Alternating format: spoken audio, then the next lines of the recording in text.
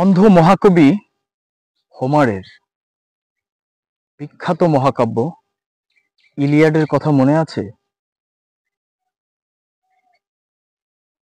যেখানে সুন্দরী হেলেনের জন্য পুরো ট্রয় নগরী ধ্বংস হয়ে গিয়েছিল।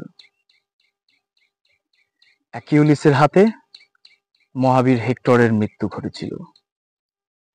সুন্দরী হেলেনের জন্য যে যুদ্ধ সংগঠিত হলো, দিনের পর দিন, মাসের পর মাস, বছরের পর বছর সেই যুদ্ধ চলল।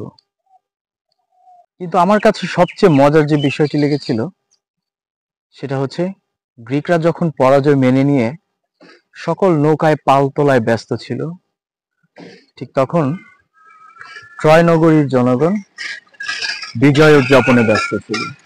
কিন্তু তারা বুঝতে পারেনি আসলে এটা ছিল গ্রিকদের একটা ধোঁকা।